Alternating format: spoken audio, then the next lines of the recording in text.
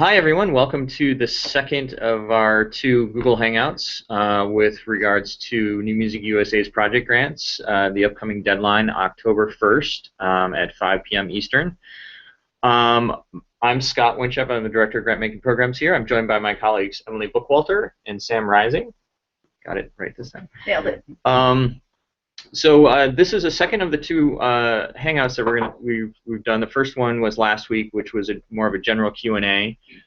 This one we're actually going to walk through two types of projects. Actually, we're going to walk through two projects that were successfully awarded in the last year, and sort of highlight some of the things that were successful about that, and look at some of the areas to consider when putting together your project. And then we'll look at a couple of projects that are not so successful, and we'll break down areas to consider and to think about, and try to highlight things that you should be considering when putting together your project. If you have questions, we already have some questions coming in now. You can type in questions here on the Google Hangout. If you're not on the Google Hangout and you're just watching the live stream, you can email us questions to info@newmusicusa.org. We'll probably address questions as best we can as we go through it, but we're definitely going to be leaving some time at the end, about 15 minutes, to address questions that come up. Also, for those of you who, if we don't get a question, you have other questions, we are going to be hosting a Reddit session, an Ask Me Anything session on Friday, this coming Friday, starting at noon, so we can address questions there as well. With that, I'm going to turn this over to my colleagues, and we'll get started. Cool. So let's start by going through some good examples of projects that have actually been awarded. Let me just set this up.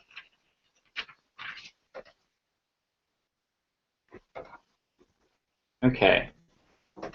So the first project we're going to look at is the Uniting New Music Communities in Oregon project. We'll just go through everything step by step. So this project was awarded during our first round of project grants. Takes place in Portland with composers and ensembles from around the state of Oregon. As you can see from the tagline, it's a two-city collaboration between 27 performers and 15 composers to create new connections between contemporary music communities in Oregon. And that's exactly what a tagline should essentially be, is a quick summation of the entire project. These guys do a really good job of doing that. As you can see up here, there's the start and end date. Their start date is March 8th, 2014 to March 15th, 2014, which is a very narrow date range, which is generally what we're looking for, because it helps us know when things are actually happening rather than just a vague date range of a few months or a couple of years. And they even go into more detail regarding their dates in their project overview, saying that it'll take place 2 p.m. March 8th at the Bamboo Grove Salon in Portland. So looking at a good example of dates, this is probably what your date overview should look like. If you have to use a more vague date range, as you'll see in the next project, just go into more detail in your project overview about the actual dates. So the next thing we want to look at is actually the overview of the project itself. These guys do a really good job at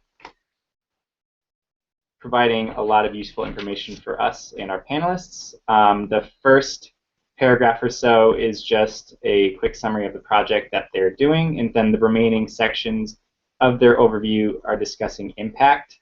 So their impact of making new connections, local musicians, impact on them, musicians, performers, composers, and then the impact on creating new audiences. These guys do a really good job about relating how their project will help themselves and others if it's awarded. Moving on to work samples, these guys provided 3 great work samples, 2 videos, and a SoundCloud link. Each work sample is they included in the made by section the collaborators that worked on it or created the work sample. And for each one, they included something different. So this was Andrew Stiefel and the Eugene Contemporary Chamber Ensemble. The second one was David Eisenband and the Eugene Contemporary Chamber Ensemble. And the last work sample is by Jay Derderian. And as you can see, they're all tagged up here under collaborators. So when you're actually inviting collaborators to a project, you can choose, when you upload work samples, you can show who's worked on which ones. And just a note about the work samples is that these ones in particular demonstrate a high level of artistry, which we urge you to consider when submitting work samples. Make sure that it demonstrates the best qualities of your project, the composers and the performers involved. They don't have to be professionally made. It could be just a really DIY recording that gets the idea across. But something that these guys didn't do that they could have done, especially for longer work samples like Jay's, which is, I think, I forget how long. Not going to play it, but it's like 9 or 10 minutes long. They could have specified 2 points for the panel to begin and stop listening to, just to provide the panelists with more information about which points of the piece they want them to draw attention to. I might use this opportunity just as a segue to answer one question that's highly relevant to what my colleague Sam is talking about.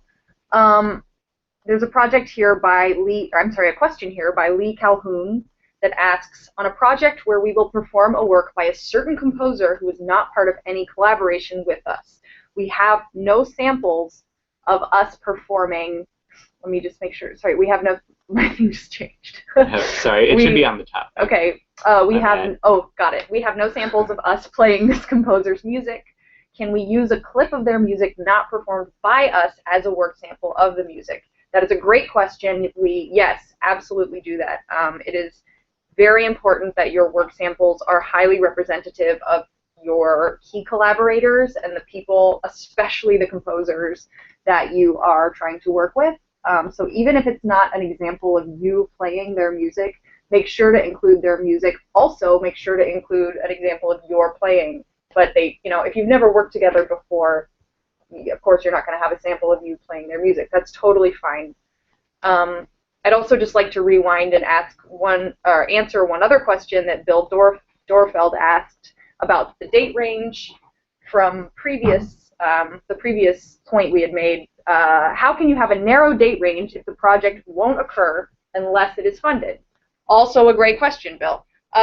So in this case, what we really hope is for you guys to at least provide some kind of general date that is indicative of the task at hand. The reason we say this is because a lot of our applicants provide a date range of like 2 years, which is 0% helpful for our staff and our panelists, because then we have no idea, how long necessarily the performance or recording is going to be taking place. We don't know if it's going to be like one performance or a string of many performances. So, this isn't like rocket science. We don't expect like an exact specific date range. Like you can say, well, we want to do it in the spring, so we're going to say May 1st in the date range, and then you qualify that in the public or private description, basically saying, we're not quite sure when it's going to happen yet. This is obviously contingent on being funded, but it would be a single performance of XYZ around this time, and that's what we're planning for. So as many specifics that you can provide as possible, and just providing as general an idea as possible in terms of your dates is still much more helpful than providing like a multi-year span of time and then not qualifying it with the descriptions that you have available to you. Okay. I wanted to point out one thing about this project that is unique and make folks aware of is that they use the formatting tools that we have provided in the narrative section. There's several formatting tools that you can utilize to make your narrative more readable. You don't have to use them. It's not necessary. The content, as long as the content that is there, that's what people are looking at. But it's something that is a tool that you can use to set apart parts of your narrative and parts of your project to highlight certain things.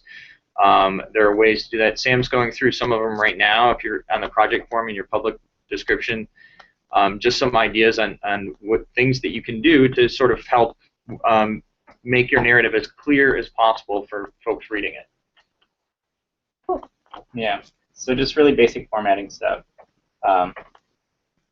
Feel free to use it. Yeah, it's there for you. You should use it and feel comfortable using it. If it helps you or helps the panel, it will help with readability and all that sort of stuff. So just be aware of that as a tool for your use.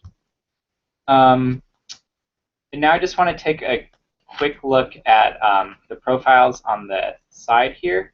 So you can see that this project was created by the Eugene Contemporary Chamber Ensemble, and if we click on their profile, we'll get a better view of them. They have information like a bio, information about the ensemble, and then some work samples, which gives our panelists greater insight into who's involved on the project. So if our panelists listen to the work samples on the project and want to learn more, we urge them to visit the profiles attached to the project as organizers or collaborators to see if there's anything else provided. As you can see, this work sample is missing from this project, or sorry, from this profile.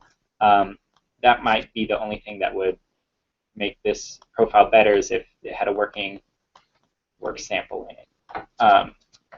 But as you can see on this project, what makes it so competitive is that all of the collaborators have confirmed, and a lot of them have profiles that are completely populated with information like a bio and other media samples that our panelists can listen to or watch. This is especially helpful since we only give you 3 main media areas on the main project site. So if you have 6 collaborators or more that are integral to your project, be sure to utilize these collaborator profiles as a space to put additional work samples. It's very useful for the panel if they want to get a better insight into one of the collaborators. And since we give you such a small space, you want those main project media ones to be really about the project and to really highlight and sing the project, and use the collaborator profiles to supplement that. Totally. So I think that's it for this project, unless you guys have anything else. Yeah, there are just a couple other questions that I would love to make sure that we answer. Someone asked, Joe Bertolazzi asked, if one wants to emphasize a point, should it be included in both the public and private descriptions? Not necessary. If you provide it in one place, it'll be seen. So use your valuable real estate to just say it once. Another question about short date ranges from Sally Sanders. Would 4 distinct contracted performances at a venue like BAM, say, be more competitive than discussing the development, commissioning, rehearsals, workshops, etc., and including the entire project period of development? For your date range, I would definitely, for that numerical date range, yeah, keep it isolated to those for the range of those 4 distinct performances. However, in your project narrative, that's where you can really talk more about the development, the commission, the rehearsal, the workshops, all of the things that are fascinating and beautiful about being a part of creating a work. So definitely feel free to talk about that in your project narrative, but try and keep the numerical date range as specific as possible. Great. Okay, so moving on to the next example of a good project that we awarded this past round is the KCEMA Happy Hour. And we'll just start off in the same sort of way that we did before. So once again, you can see that their tagline is essentially a quick 1-sentence summation of their project. So it's a new music happy hour, bringing together a diverse group of artists, entrepreneurs, and downtown office people. So good. It's just a quick overview of the project. Up here, you can see that their date range appears to be very vague in that it covers a period of 6 months. However, like I said before, it's perfectly acceptable to do that as long as you discuss the date ranges more in depth in the overview, and that's exactly what they do. They say they'll be hosting a monthly new music happy hour in downtown Kansas City, September 2014 to April 2015, and that it takes place on the first Friday of each month, skipping January from 5 to 6 p.m. So that provides our staff and the panelists a good amount of information about the number of concerts happening and when they're happening, and it's not as vague as it initially appears to be. And now going on to the actual project overview, you can see that they, in the first couple of paragraphs, just like the other project, they give a quick overview of their actual project. And then for the remaining 2 paragraphs, they essentially discuss the impact of the project as well as how the concerts come together and what goes into each concert. Especially this 3rd paragraph focuses more on what happens in each concert. So it provides us with a lot of useful information and helps contextualize the project that they're doing. As for the work samples, they, like the Uniting New Music Communities in Oregon project, they also display a broad range of music, collaborators, styles, that sort of thing. These guys also did 2 videos and a SoundCloud link, and provided a little bit of information in the description about each one. Let's see. So the collaborators for this one are also all confirmed, and many of their profiles are also populated just like the profiles attached to Uniting New Music Communities in Oregon. So these guys also have a quick bio, and then they have another media sample. The collaborator, let's see about Simon Fink. He has a bio, some more information, and some media samples that the panelists can also listen to when they're reviewing the project. Once again, it helps the panelists get a greater insight into these artists that are attached to the project.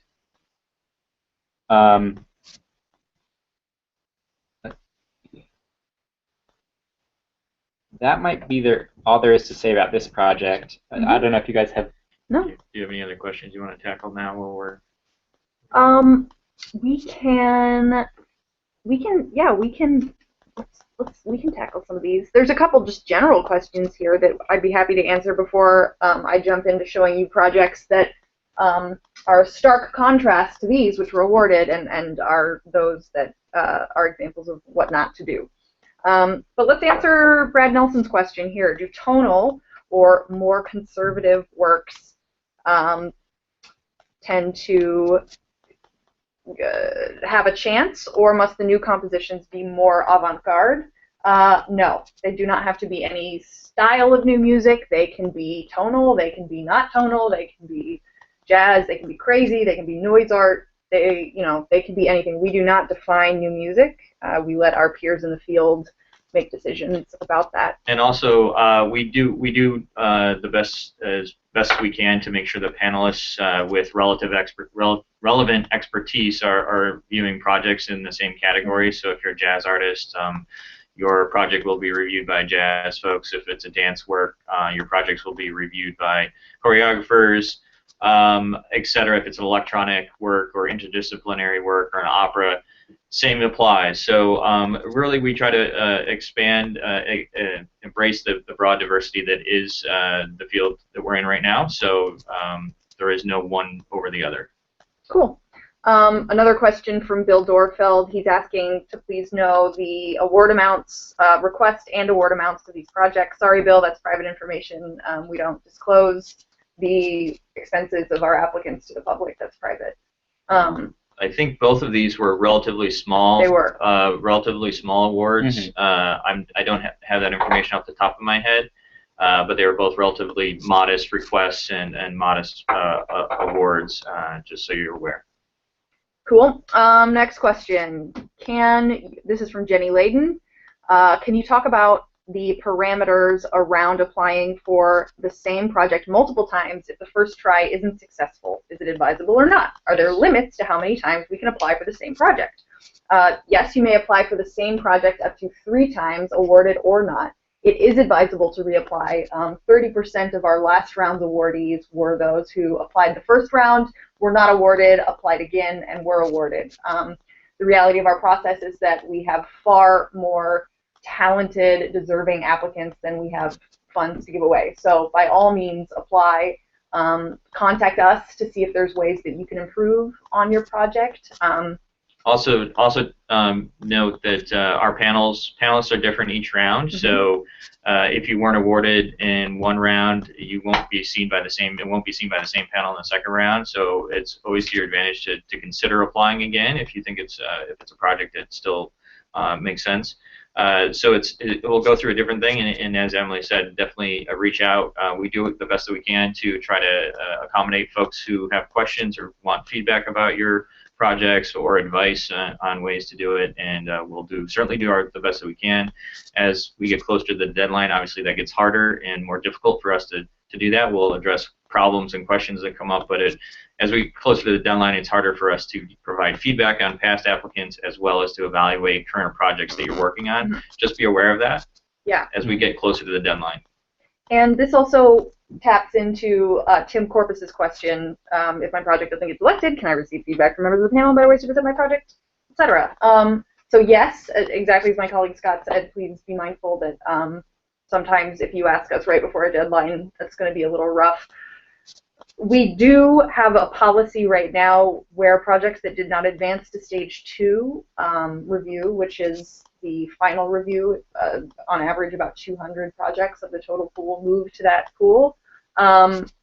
We can't offer feedback to those that didn't advance. However, we have in 0 ways actually upheld that practice. We say it more because there are 3 of us and there are over 10,000 users in our system. So the space-time continuum limits us in that capacity. But if somebody asks us for feedback, we give it. Just don't tell anybody.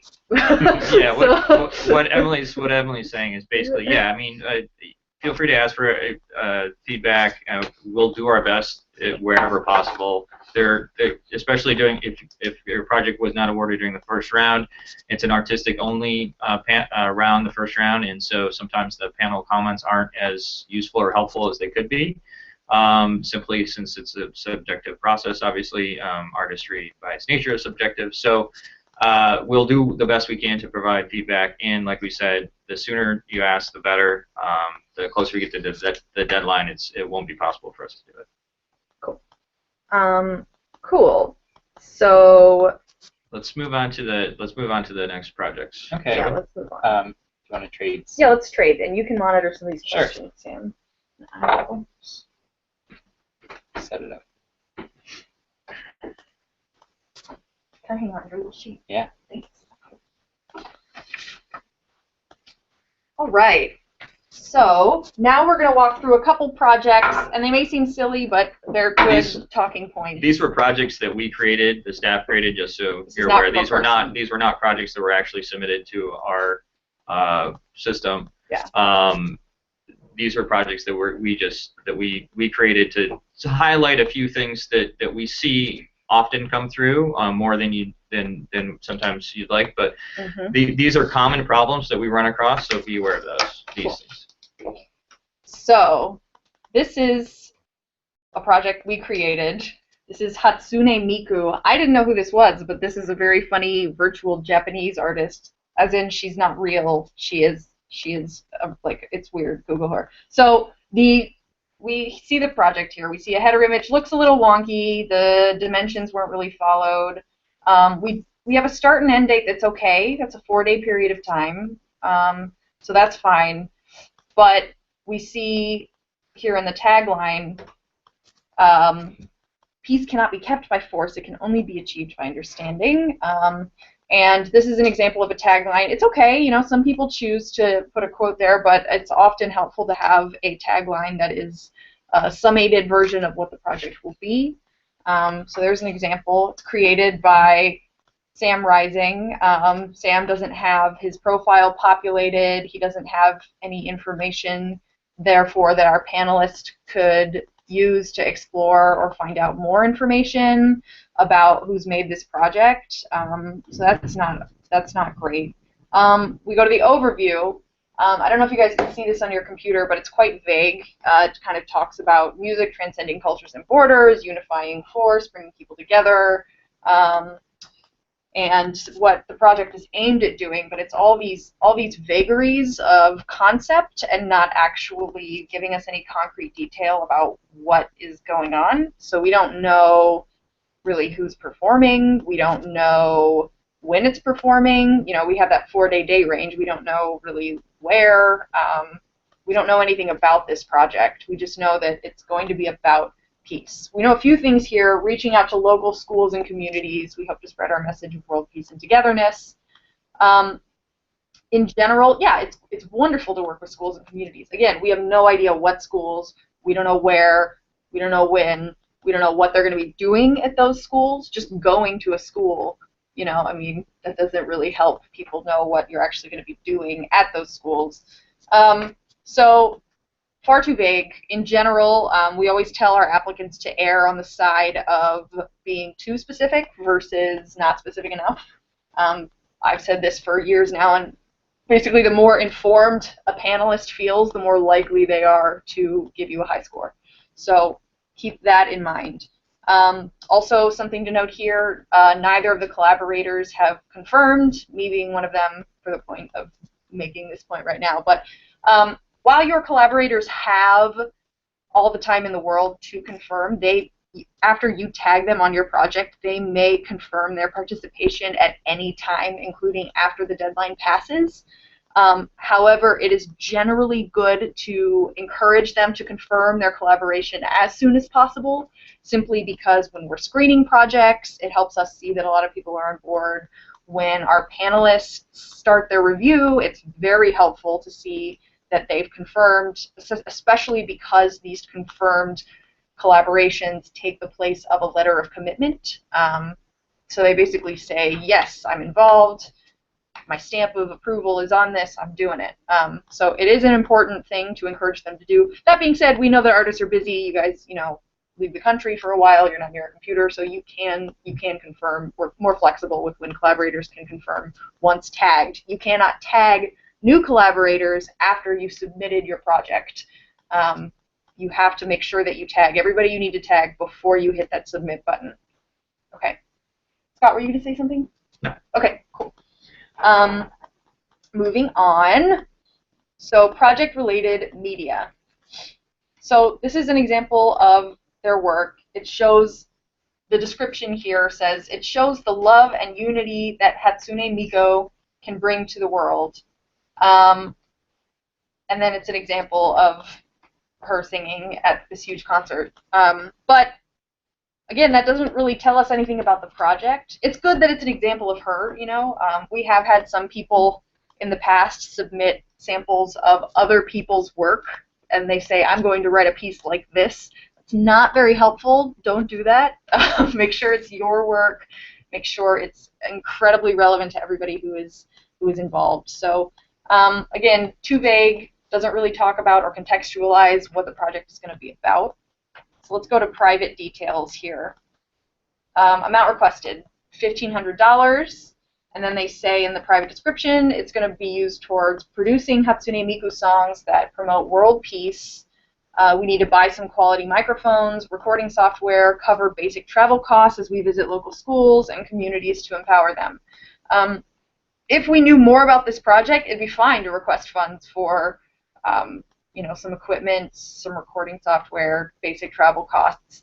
Again, the likelihood of having some of these things funded, particularly the software and the hardware is lower simply because the priority of New Music USA is to try and give as many of our funds as possible to living artists and to compensate artists for their time spent creating or performing, et cetera, et cetera. Not to say these expenses are ineligible, they're just somewhat less competitive than having funds go directly to artists for their time.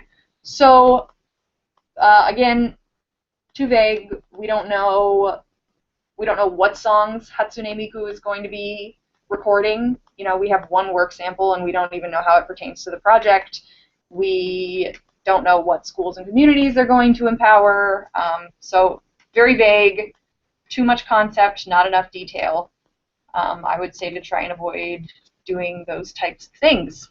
Let's tackle some questions. Let's tackle some questions. Sure. So let's see. We have a lot of questions. I'm trying to see which ones. That one at the top is fine. As a dance company. Oh, I can't see that. Yeah. So, as a dance company, how critical is it that collaborating live musicians / composer have their own profiles? They have been walked through the process and contacted many times, but have not initiated our invitations to start their profile pages. It's not required that they have their own profiles, nor that they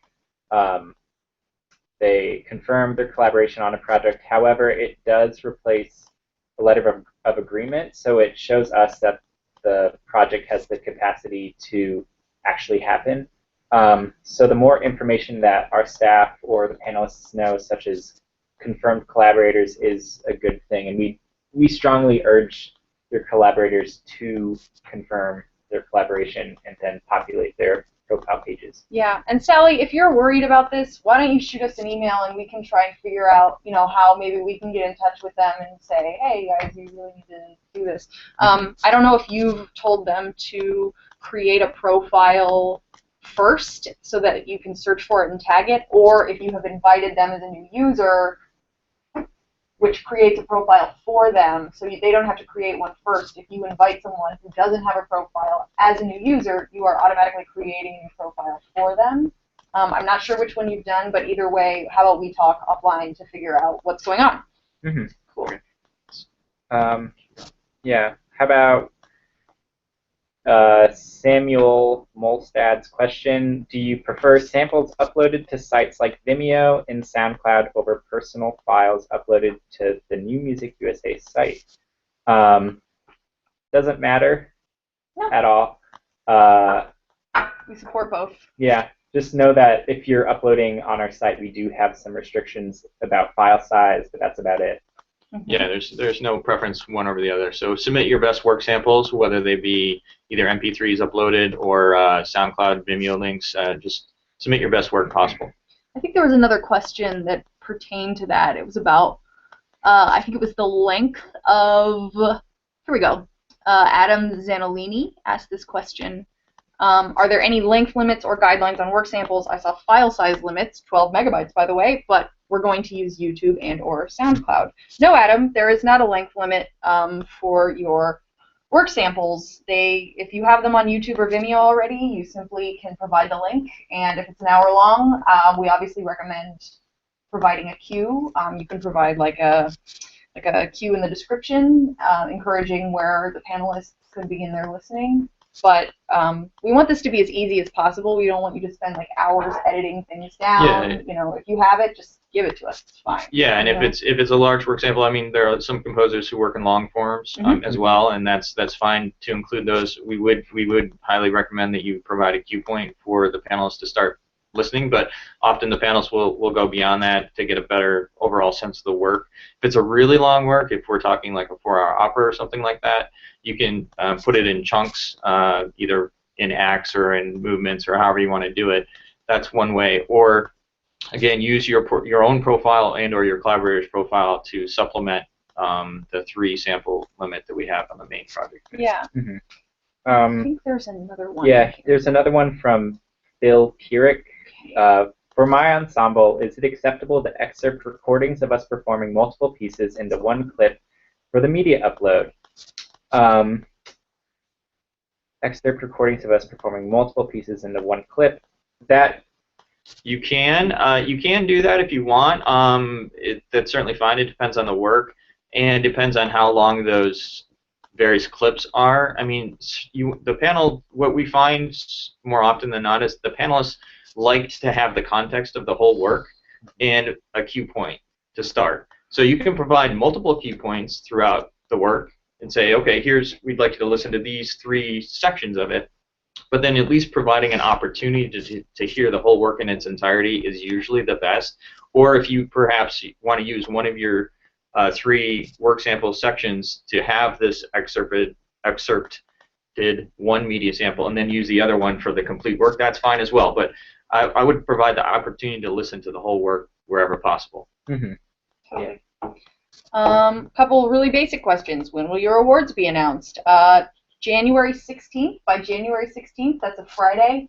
Also, if you log into your dashboard at any time, you can always see when the notification date will be. It's in a little green notification bar at the top of your dashboard, so if you ever forget or want to remind yourself, you can always log in there and find out.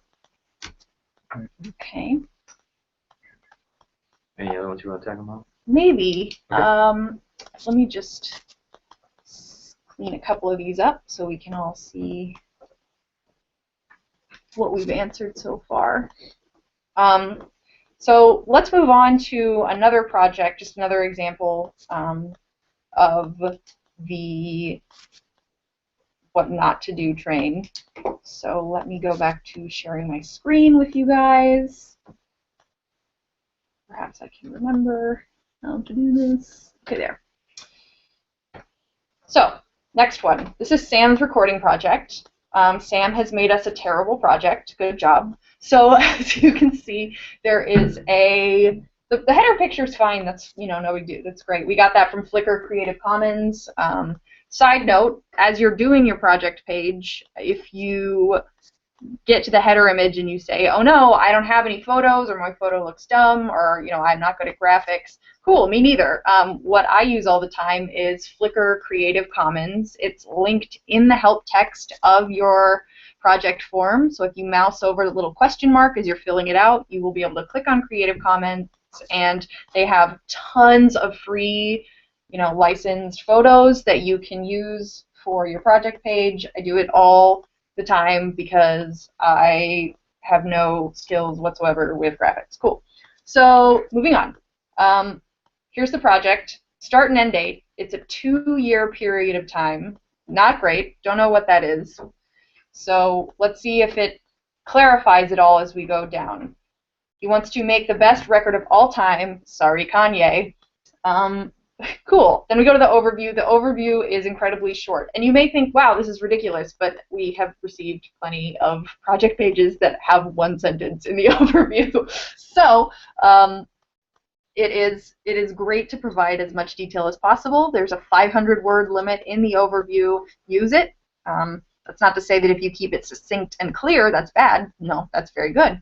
But we don't really know anything about this first album. They're an artist that wants to record their first album. It'll contain 3 works for string quartet that they've written over the last 5 years. Okay, cool. We don't know when they're going to be recording the album. There are no collaborators tagged here, so we don't know who's performing it. This person has also provided a broken URL. We have a number of resources, including help text that talks about how to make sure your media samples play correctly. We accept YouTube videos, Vimeo videos, SoundCloud links, MP3s, and PDFs. Those are the 5 different types of samples that we accept for project pages. On SoundCloud, you can submit either a public sound or one that is private. If it is private, it will need to be shared via a secret link. That's just how SoundCloud does things. And if you need to know more about a secret link, you can read our help text. We kind of show you where you can find that. YouTube videos need to have their embed permissions turned on.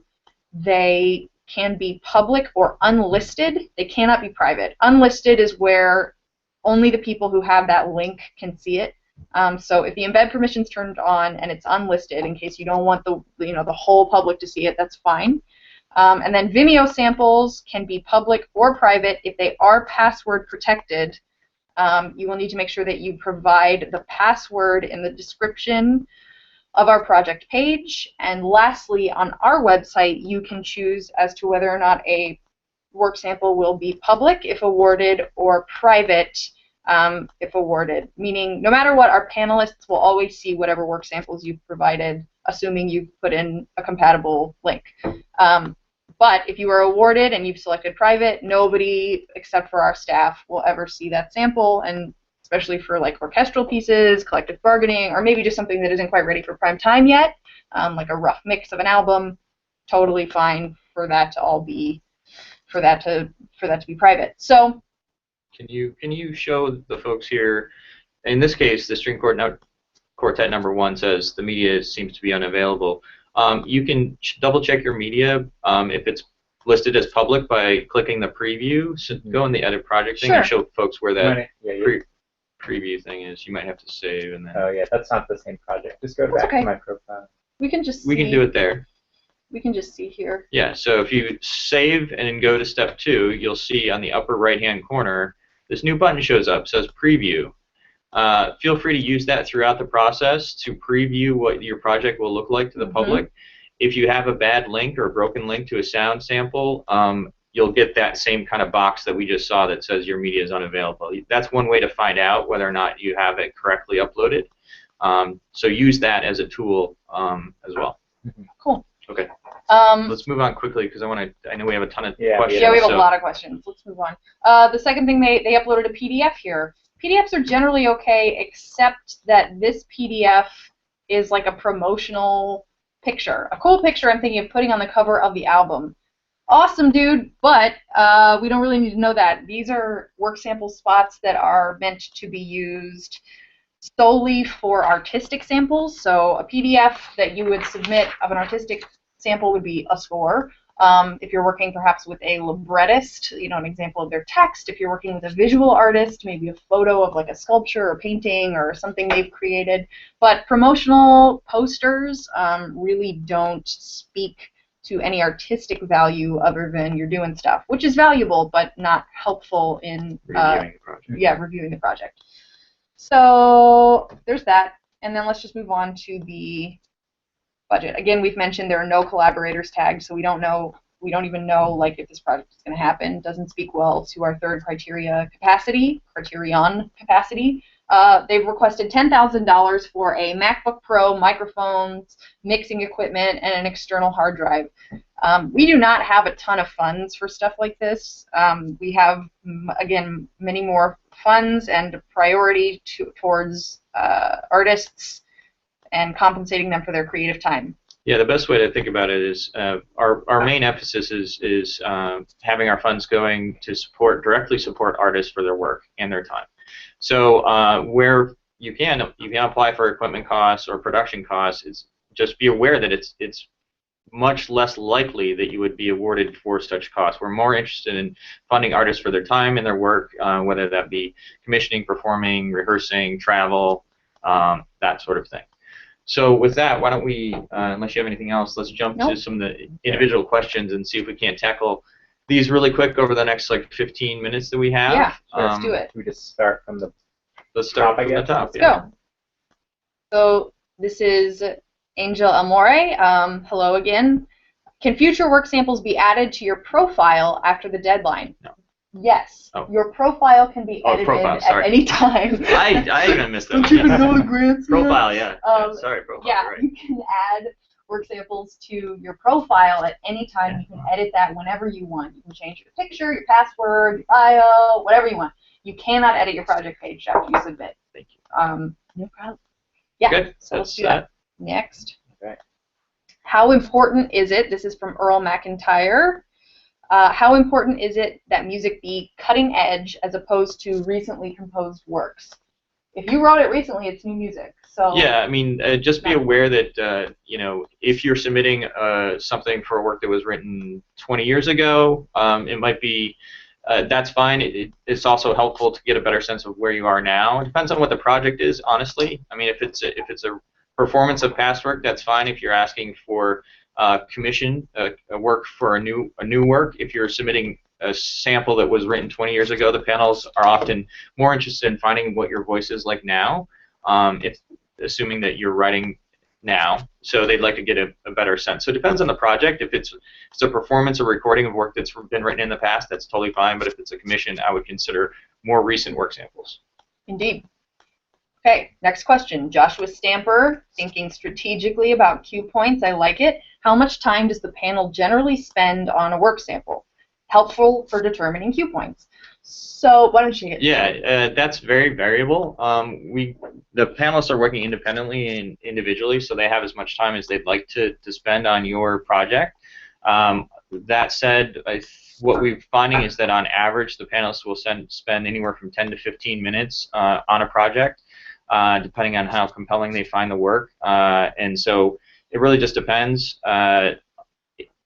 Usually the panelists feel like they get a good sense within the first few minutes of listening, and then they'll decide whether they want to listen more beyond that. So if you're looking for a cue point, I would say anywhere from like 3 to 5 minutes for a cue point, or you could go up to 10 minutes. But you know, give them a starting point and let them decide how long they want to listen. I think that's usually the best thing. Yeah, and this reminds me of another question that another applicant asked that I think would be useful for people to know, and that is the order in which work samples are viewed. So the order in which you enter your work samples are the order in which the panelists will view them. So if you lead kind of with your trump, well, that's how they are arranged on the page. Right, that's how they're arranged on the page. Yeah. Right, that's how they're arranged on the page. Thank you. So if you lead like with your trump, if we have any euchre players watching, if you lead with your trump, you know, that's going to be a really strong move and might help make a really great first impression if the panelists are listening in order. Again, we don't know. Everybody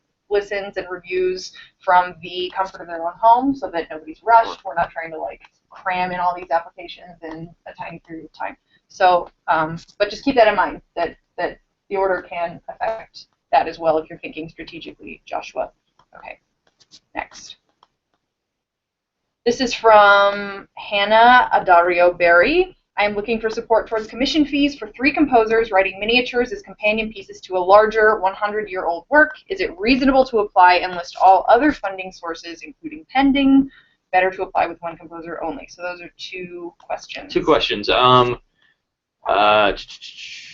You can list other funding sources. That's fine.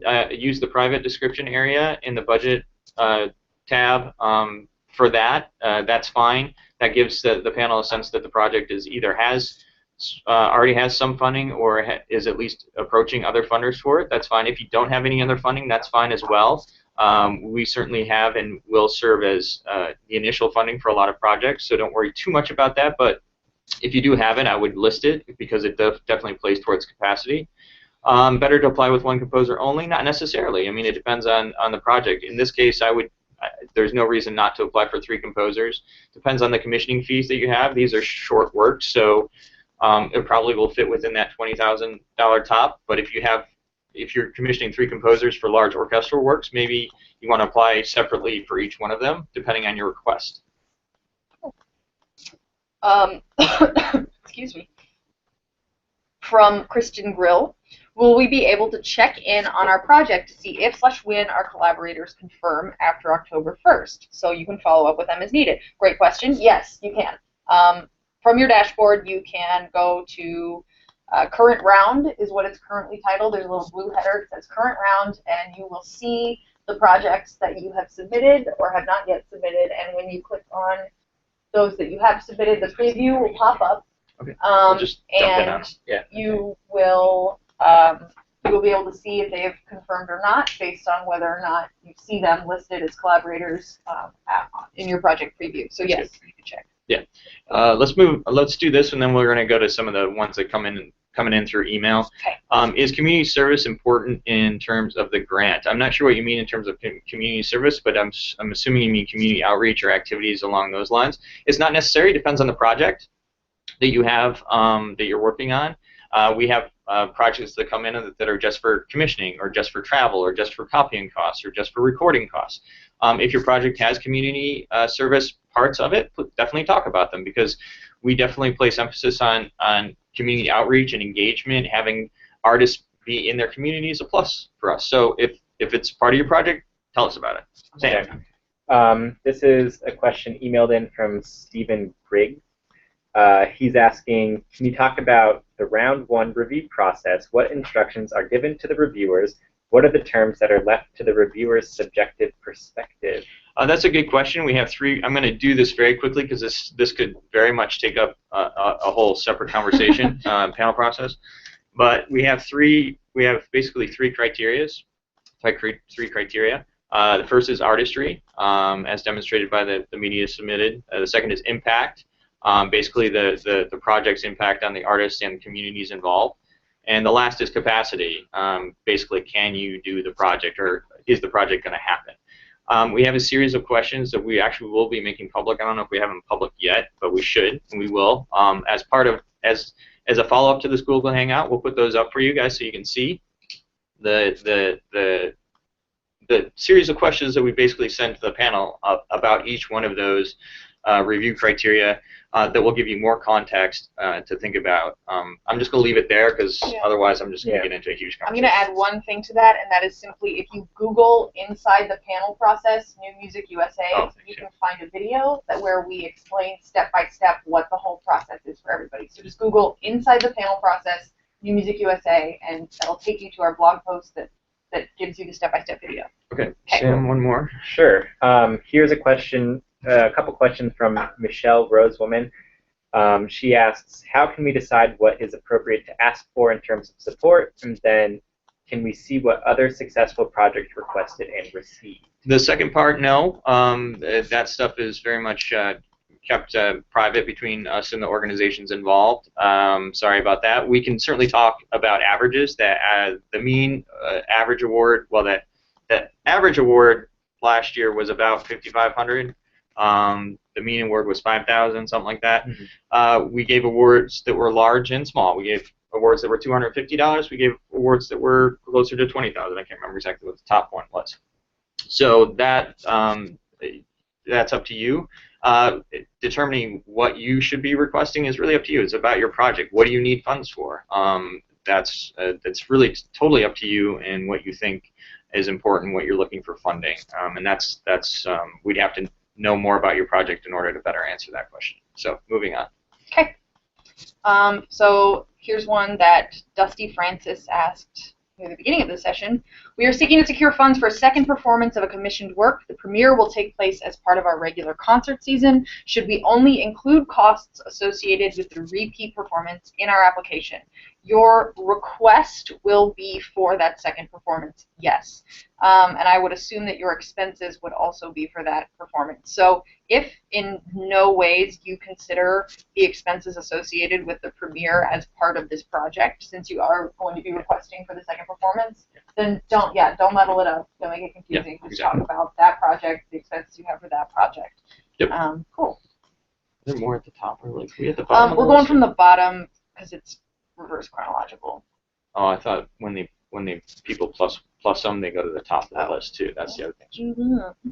See? Yeah, see. Next question. Okay. Oh, this is a great question. Ken Hopman. Is it better for the presenter or the composer to submit a grant project request? Or which one should be the collaborator, the composer, or the organization presenting his or her work? It does not matter. Yay! Basically, just so long as all of the collaborators, all of the people involved are tagged, confirmed, it does not matter who applies. The only time you might want to think about it strategically is if one of those people has multiple projects in the mix. So if the organizer is already applying for a project, they might want to be a collaborator instead of the organizer for a number of reasons. But however you guys work that out. Whatever works best. Yeah, whatever works best and it's most convenient for you guys is what to do. Yep. Okay. Are projects with collaborators more competitive than those without? Depends on the project. But ideally, probably yes, because unless you're performing the work yourself, or you're creating the work and performing the work yourself, or if it's recording and you're doing all the work by yourself, then you can probably not have collaborators. But you should think about what a collaborator means and how that might actually make your project more meaningful. Collaborators can be venues. They can be the recording company they're working with. They could be someone performing. They could be someone writing something. So utilize that in this context. Sam, do you want to add? Yeah, this also gets tied into a question that got emailed in about support letters, and if you need them, and if so, where they are in the application. You don't need them by inviting collaborators and the collaborators confirming their participation on your project. That serves as a support letter. As a support letter. Yeah, as long as the collaborators confirm, that basically serves as their support, their letter of support, their letter of commitment to the project, and that's the action they need to take. Cool. Okay, give me some. Next question regarding funding priorities: are non-equipment recording expenses deemed competitive, i.e. recording time for musicians, mixing, editing, mastering time, manufacturing? Yes. Yes. Those are absolutely competitive. Simple question. Yes. Yes. Okay. Next. Okay. How new does music have to be in order to qualify for a New Music USA grant? I think we answered that one, and we support all sorts of different types of music. Depends on what you mean by new. So depends on, as long as it was newly created, then it should be fine. And we already talked a little bit about older work versus newer work, which might be different than what this is. I mean, if you're alive and you're creating music, you know what I mean? Like, that's new music. Yeah. So there you go. Cool. Should we specify what costs we are asking funds for? Not a bad idea, and that's from Randy Gibson. Yeah, do that. It will avoid any confusion. Again, be informed. If you're only requesting 1,500 or below, you won't have a budget form, but use the private description to tell us a little bit about what you're planning on using the funds for, or what you need it for. Somewhere either in the narrative or in the private description, that's usually very helpful. So yes, please. Cool. So here's another great question from Randy Gibson. One follow-up to the idea of a project not happening if not funded: how much, say percentage-wise, would New Music USA ideally like to be funding? Is asking for about 20% of a project's costs more or less competitive than asking for, say, 50%? I'll take this. It's really up to you on what you actually need for your project. I mean, we fund fully, we fund partially, so it really depends on the project and where it falls in the process. But that's really up to you. There's no one is not more competitive than the other, is basically the answer to that question. Cool. So. And I think there's another question here about partial funding, which we'll get to, but this next one is from Earl McIntyre again. For a festival, how many of the artists should be represented with profiles? So this, we've had a couple festivals apply, and basically just have as many collaborators tagged as possible. But once you reach 6, it's kind of, it goes without, and you've listed everyone in your public narrative who's going to be involved. It kind of goes without saying, like, people are committed to the project, they're going to be doing it. You can always link to, you know, a third-party website, maybe your own website that talks more about the festival, and, you know, if their names are on that too, it's like, yeah, I mean, it's obviously going to happen. Yeah, so that goes back to the Oregon project that we showed earlier, because they used up their 6, and then they had a list that linked to the composers and ensemble sites that were participating. Yeah, that's one way of doing it. Okay, cool. We tackled that one already. We answered this one. Oh, you're welcome for the informative session, Tim Monroe. Goodbye. So Bill Dorfeld asks, further to my review time question, what is the suggested snippet of time we should submit which best highlights our work? So that is a question that, I'm just highlighting it. So it really depends on how much control you want to have in terms of like how you want to really control the listening experience of the panelists. But starting from the point that's important to you is what's most important. Yeah. I always recommend 3 to 5 minutes, just because everybody we ask to be on our panelists are artists and they're busy too. That's not to say they won't spend more time with it, but start where you really want and think in the 3 to 5 minute range. I hope that answers your question, Bill. Yep. Okay. This is from Jenny Layden, are multidisciplinary projects as competitive as music-only projects? Yes. Absolutely. Certainly they are. You know, we have as you'll see when you're filling out a project, you can tag your project lots of different things. One of those is interdisciplinary. and we'll make sure that those projects are reviewed by panelists that have experience with interdisciplinary work. It's just as competitive. A lot of the works that we funded last year were multidisciplinary works, so yes. Cool. Next one. As work samples, this is from Randy Gibson again, are live recordings better than studio recordings? Depends on the project. If you are requesting funds for a live performance, and having an example of live performance is helpful, but I mean, a studio recording is also fine. Yeah, it depends on the project, but always submit your best work samples as wherever you can. If you if it is for a live performance, sometimes having a live work sample is helpful, but it's not necessary. So submit your best work samples and then go from there. Cool. Are partial awards given? And Yes. This is one we asked before. Yes, partial awards are given, less than the requested amount. For projects with large budgets applying to several granting organizations to create a patchwork of appropriate funds is often necessary. Partial awards can be a real help. We agree, Joshua Stamper. That's why we kind of operate on the philosophy that some money is better than no money. We do try and still make meaningful grant awards in that we're not giving you, $1,000 for a $20,000 project, because the likelihood of being actually able to do the project for some is lessened if there isn't actually enough money to do the project. So, but we do make partial awards and try and make them count as much as we can. Okay. Next. Bill Dorfeld, how much time on average? We just answered that one. Yep. Question. Any other questions coming in via email? Sam? Nope. No. It seems to be all of our questions. All of our questions, and we're out of time anyway. So thank you all again for joining us for the second session. I hope it was helpful to you. Just got one. Christian Grill. Where does amount requested fall into the review? If we have a project budget over $20,000, I'd love to ask for $20,000 and receive $5,000, which is better than nothing. But is there any way asking for a high amount could count against us?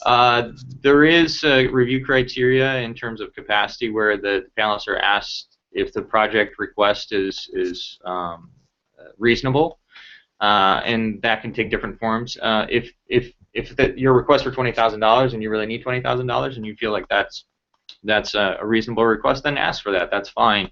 And like I said, we do make partial awards, so we may, depending on your budget, decide to fund a portion of your budget, or maybe it's just the commissioning fees, for instance, of a project, something like that. So we'll try to, wherever we can, if we can't give you the full amount, we'll try to make it a meaningful part of whatever budget you provide to us. Yeah. Also, real talk, Kristen, if you request $20,000 and $5,000 would be helpful, say so in the private description, because we comb through all that stuff really carefully when we're making our awards, and because we kind of have a puzzle in terms of where different funds come from. So yeah, it is helpful to know that. So say, I would still love any funding for this, because some people don't feel that way, actually, and have told me so this week. But if you feel that way, please say so in the private description. That's very helpful to us in the event that you're awarded and we're trying to give you money.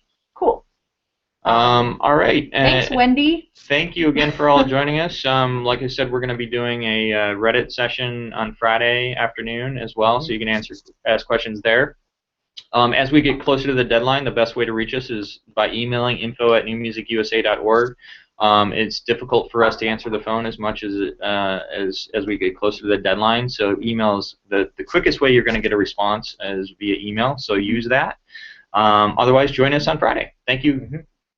Thank you so much. Bye.